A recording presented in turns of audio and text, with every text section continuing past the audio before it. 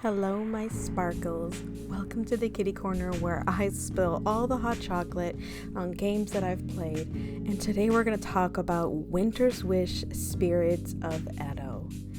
And the first thing I'm going to talk about is the characters.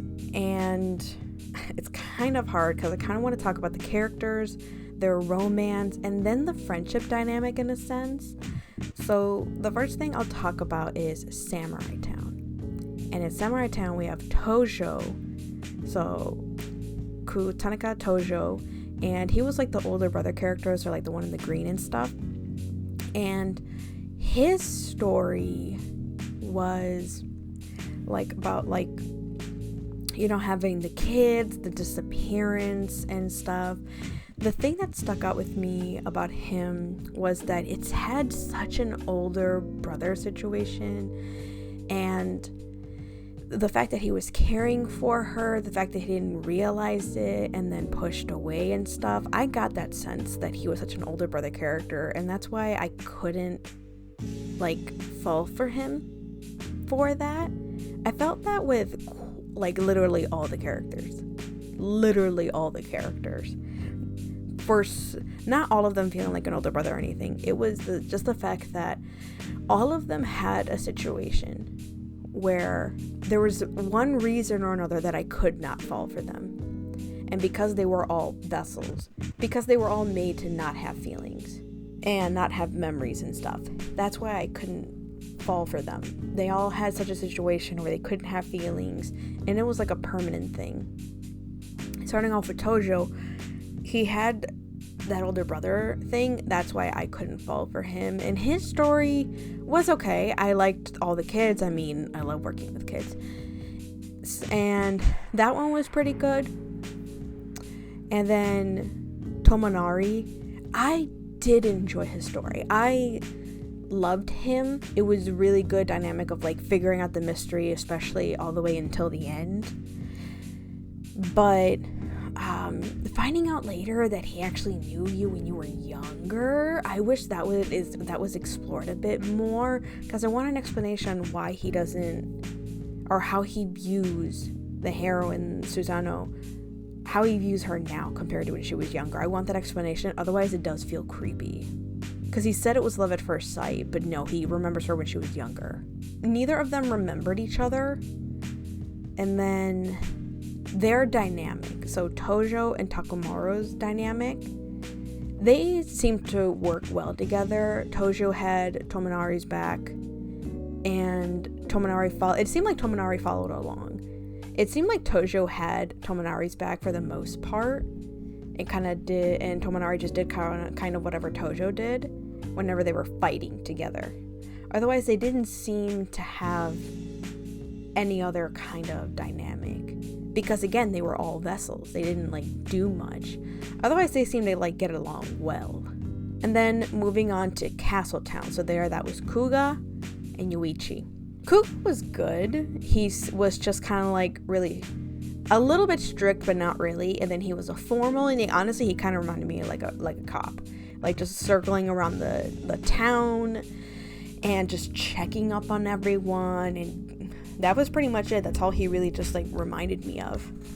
Yoichi, though, I could not stand him. He seemed so lazy, and but once you got to like know his story, yeah, he was pretty straightforward. I didn't like that though, of like, no, he sees everything is pretty much pointless. They just used him as a tool.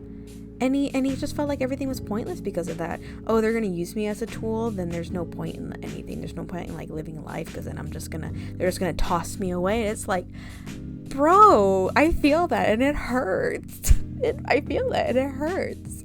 Oh, I felt so bad. I felt so bad. Oh, I'm sorry. I didn't even talk about Kuga. No, I felt like Kuga's story was pretty cut and dry for the most part. I'm trying to like remember his story, but it was like pretty cut and dry, taken over from like a spirit and stuff. It just seems so typical. Yuichi's was like a big turnaround, like getting taken as a tool and then thrown away and stuff. Comparing those two is like water and fire. They're like so different. They're so different. Kuga's was kind of typical, and it's a typical love story of like, I'm falling in love, and then you get taken over by a spirit, and then Yoichi's was completely unexpected. I did not expect that to be used as a tool, then like tossed out, and then now he acts that way. I did not expect that whatsoever. Speaking of unexpected, Castletown. Ooh, that threw me for a loop for both characters, both stories. Starting off with Kenji,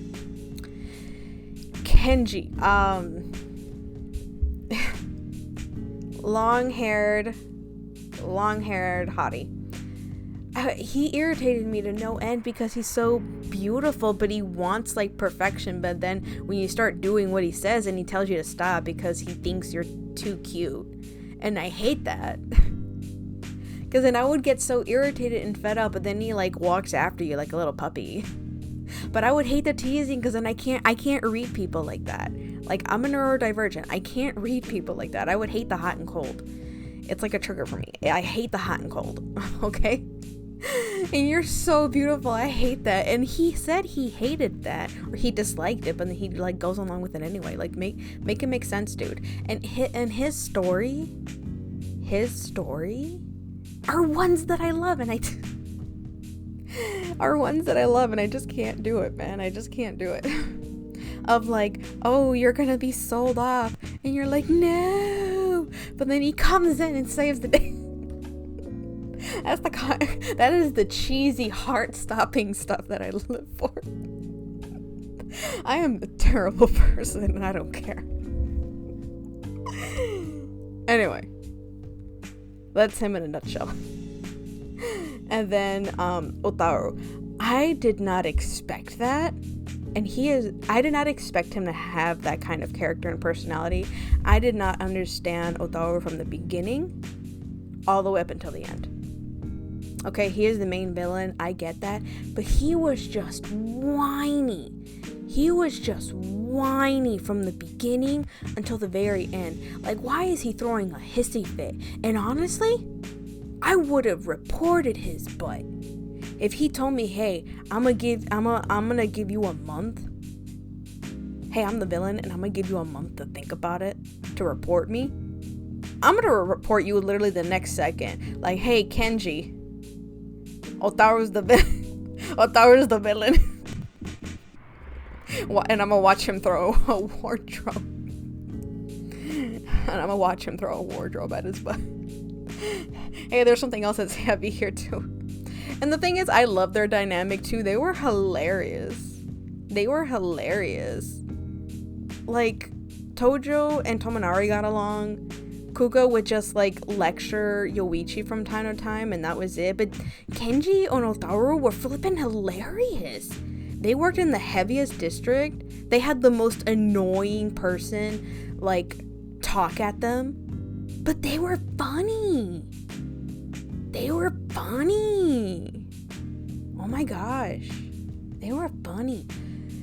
That's what made it kind of hard to enjoy this game, though, because they were the only funny characters.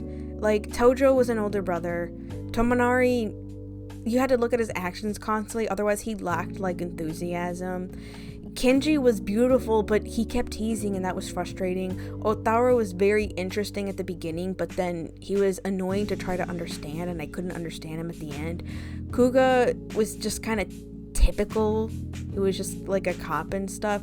And Yoichi was so straightforward. It was annoying because all he did was complain, and I get why he complained and stuff. The only way you could get him to like turn around was if you got through his love stuff until the end, but you have to jump so many hoops just to do that for everybody.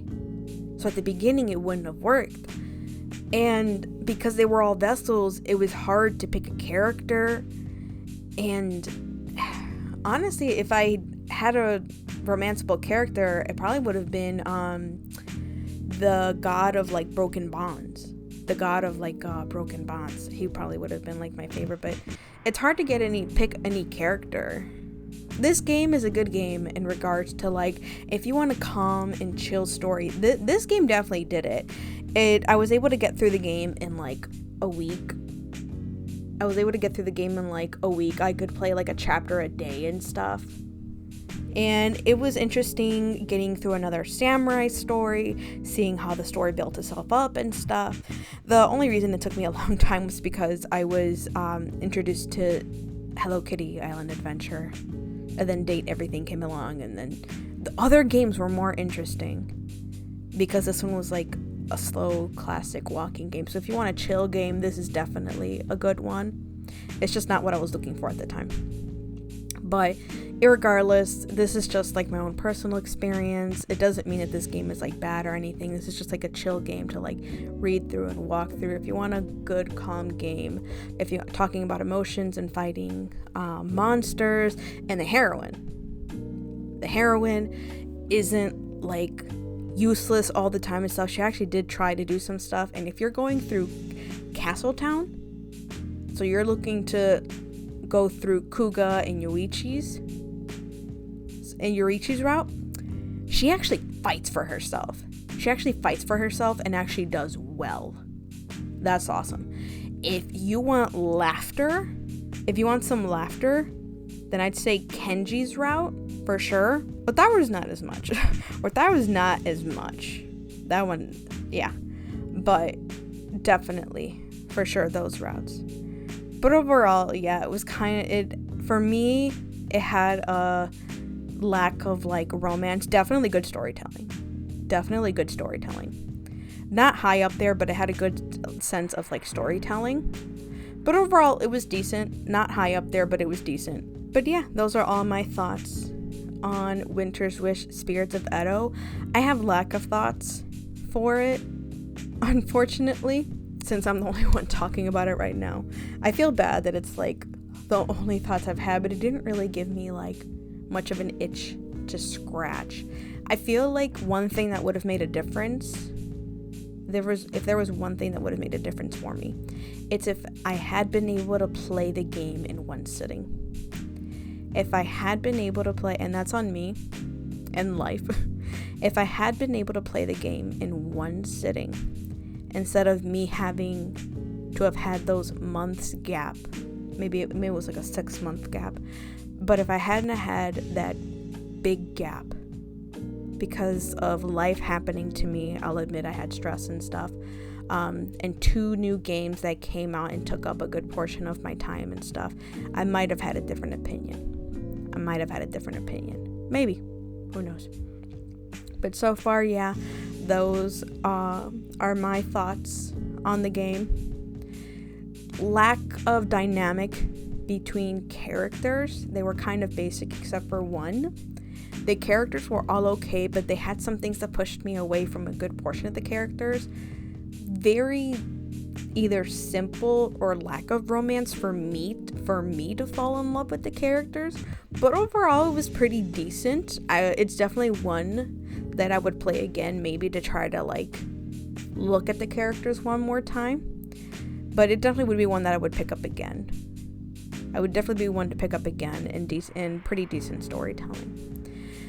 But hey, who knows? Let me know what you think of the game down in the comments below. I would love to hear your thoughts. Maybe have me think more about the game. And otherwise, I'll see you, Sparkles, next time. Bye bye.